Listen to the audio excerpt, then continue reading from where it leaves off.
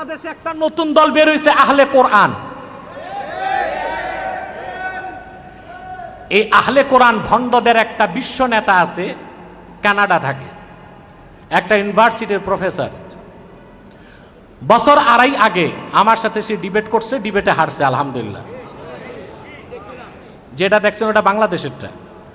আর বাংলাদেশে এই বাতিলপন্থীদের একটা নেতা আছে, এটা হচ্ছে বাংলাদেশের নেতা, আমি ওর নামটা বলবো না। ও বছর দেড়েক আগে আমার কাছে গেছিল বাহাস করতে। তা আমি চিন্তা করছি যে মানুষ তো জানে আমার এমনি ঘাড়ের রক্তেরা, অনলাইনেই বসতে ভয় পায়, তো অফলাইনে কেন আসতেছে, একটা প্রশ্ন আসে না। পরে টের পাইলাম বেটা ক্যান্টনমেন্টে যাইয়া বড় অফিসার দিয়া নারায়ণগঞ্জের ডিসিকে ফোন দিছে, এসপিকে ফোন দিছে। আমার কাছে যাওয়ার আগে জেলা প্রশাসকের সাথে মিটিং করে ফোর্স নিয়ে আমার কাছে আসছে। আমি বুঝছি ও এই কাম। আলহামদুলিল্লাহ সোশ্যাল মিডিয়ায় দেখেছেন সে শুধু হাদিস মানে, কোরআন মানে না। মানে শুধু কোরআন মানে, হাদিস মানে না, একটা হাদিসও মানে না। এবং তাদের কথা হচ্ছে যে মুহাম্মদ সাল্লাল্লাহু আলাইহি সাল্লাম সর্বশ্রেষ্ঠ নবী না, ইব্রাহিম সর্বশ্রেষ্ঠ নবী। তারপরে গেল আমার কাছে, আলহামদুলিল্লাহ 22 মিনিটের মাথায় তওবা করে নাকে খত দিয়া পরাজিত হয়ে ভাগছে। পরে আমি তথ্য পেলাম ইহুদিরা একটা ধর্ম নতুন করে চালু করছে, এটা নাম হচ্ছে আব্রাহামিজম। কি নাম? হযরত ইব্রাহিমের নামে একটা ধর্ম তারা চালু করছে। ওরাই প্রচার করে যে Islam is the best, but Islam is not last and final. Islam সর্বশ্রেষ্ঠ, তবে ইসলামই মানতে হবে এমন কোনো কথা নেই। এবং তারা প্রচার করে মুহাম্মদ সাল্লাল্লাহু আলাইহি সাল্লাম মহানবী, এটা মানা যাবে না, ইব্রাহিম মহানবী। আর তারা বুখারী মুসলিম সহ একটা হাদিসও বিশ্বাস করে না। তাদের মুসলমান বলা যাবে? আহলে আরব সমস্ত মুহাদ্দিস একমত, বুঝলেন? মান আনকারা হাদিসান সহিহাম মিন আহাদিসি রাসূলিল্লাহ সাল্লাল্লাহু আলাইহি ওয়াসাল্লাম قد ثبت صحته عند المحدثين بالاتفاق فهو কাফির। আল্লাহর হাবিবের একটা সহিহ হাদিস, সব হাদিস না, একটি সহিহ হাদিস, যে হাদিস সহিহ হবার পক্ষে সব মুহাদ্দিস একমত, ওই রকম একটা সহিহ হাদিস যে অস্বীকার করবে সে কাফের। আর ওরা একটা হাদিসও মানে না, বলে বুখারী মুসলিম সহ সব জাল। আহলে কোরআন দাবিদারেরা আহলে কোরআন না আহলে শয়তান? নিঃসন্দেহে তারা জিন্দিক এবং কাফের। আমি খুব আতঙ্কিত হয়ে গিয়েছিলাম জাতীয় শিক্ষাক্রম রিভিউ করার জন্য, যে এনসিটিভি, ওখানে ওই আহলে কোরআন দাবিদার ভণ্ডটার নাম চলে আসছে। আপনারা লোক পাইলেন না ইসলাম ধর্ম বই রিভিউ করার জন্য।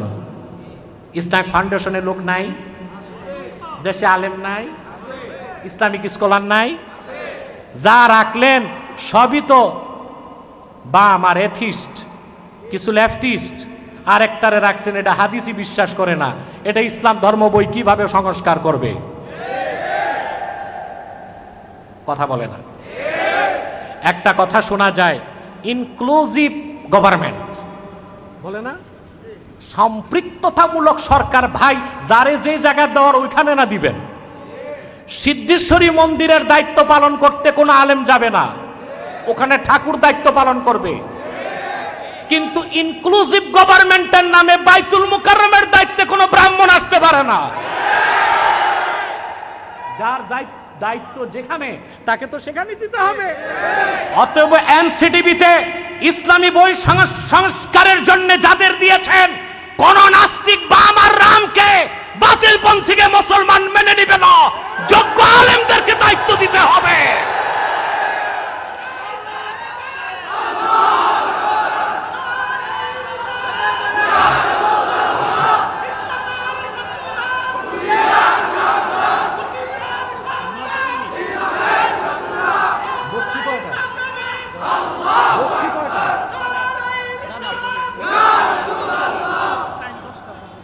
সম্মানিত সুধী, অতএব যারা ইনক্লুসিভ গভর্নমেন্টের কথা বলছেন আমাদেরকে ব্যাখ্যা দিতে হবে।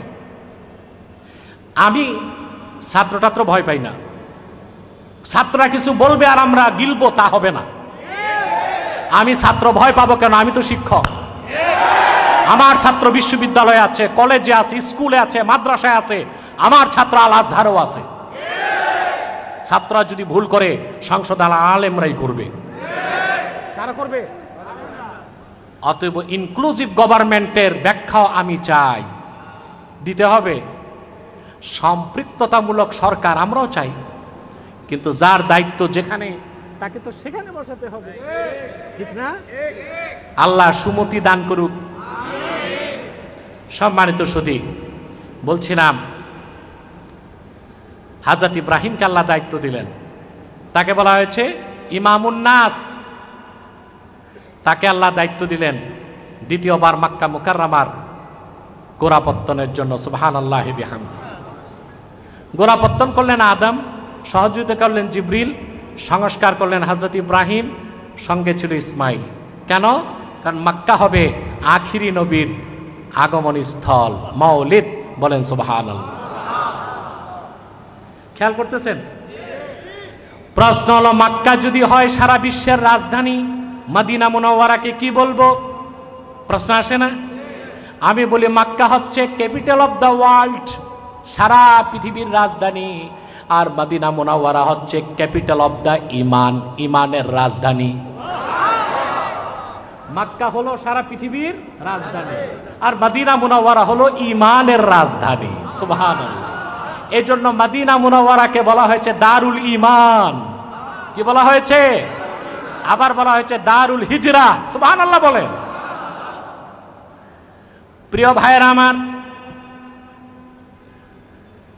মক্কাতুল মুকাররমায় আল্লাহর আখিরি নবী নূর নবীজি মুহাম্মদ সাল্লাল্লাহু আলাইহি ওয়াসাল্লাম আগমন করলেন আজ থেকে ১৫০০ বছর আগে। মুহাম্মদ সাল্লাল্লাহু আলাইহি ওয়াসাল্লাম, ওনার বয়স ৪০ বছর হওয়ার আগ পর্যন্ত ওনার নবুয়তের প্রকাশ ঘটে নাই। নবী তিনি আগ থেকেই, আর ওনার নবুয়তের প্রকাশ ঘটেছে ৪০ বছর বয়সে গারে হেরাতে। সুবহানাল্লাহ। রাসূল করিম সাল্লাল্লাহু আলাইহি সাল্লাম গারে হেরাতে তাহান্নুস করতেন। তাহান্নুস হচ্ছে তাআব্বুদুল লায়ালি যাওয়াতিল আদাদ। নবীজি সাল্লাল্লাহু আলাইহি সাল্লাম গারে হেরাতে যে আল্লাহর ধ্যান করতেন। কি করতেন? আল্লাহর ধ্যান করতেন ক্রমাগত কয়েক রাত। তারপর আবার আম্মাজান খাদিজার কাছে আসতেন, তিনি তাজাউদ পাথেও তৈরি করে দিতেন। তাজাউদ বুঝেন? জাত, ইত্তেখাজু জাত, তাজাউদ বলে। জাত কাকে বলে? বদরুদ্দিন আইনি উমদাতুল কারিতে লেখেন, আত-তাআমুল্লাযী ইয়াসতাসহিবুহুল মুসাফির ইনদা সাফার। মুসাফির সফরে বের হইলে যে খাদ্যদ্রব্য সাথে রাখে ওইটাকে বলে জাত। কি বলে? আপনি বাড়িতে নাস্তা করছেন, এখন ঢাকা আসবেন, মনে করেন চট্টগ্রাম থেকে, বুঝেন নাই? তো 10টা খেজুর পকেটে রাখছেন বাসে খাওয়ার জন্য, এটা জাত। এটা কি? আচ্ছা, বাসায় যে খাইছেন ওটা তো আম, ওটা কি? তো আম। অর্থাৎ জাত হচ্ছে আত-তাআমুল্লাযী ইয়াসতাসহিবুহুল মুসাফির ইনদা সাফার। মুসাফির যখন সফরে বের হয় সঙ্গে যে খাদ্য রাখে তাকে বলা হয় জাত। আল্লাহর হাবিব সাল্লাল্লাহু আলাইহি সাল্লাম, মুহাম্মদ সাল্লাল্লাহু আলাইহি সাল্লাম গারে হেরা থেকে 3 দিন পর 4 দিন পর আম্মাজান খাদিজার কাছে আসতেন, তিনি রাসূলুল্লাহকে জাত তৈরি করে দিতেন। রাসূলুল্লাহ গারে হেরাতে যেতেন। সুবহানাল্লাহ। এভাবে 6 মাস চললো। কয় মাস? তারপর আল্লাহর হাবিবের নবুয়তের প্রকাশ ঘটলো সরাসরি ওহীর মাধ্যমে, কোরআনের মাধ্যমে। বলেন সুবহানাল্লাহ। এবার আমি চলে যাচ্ছি রাসূলুল্লাহর মুজিজার কথা বলতে। বুঝতেছেন?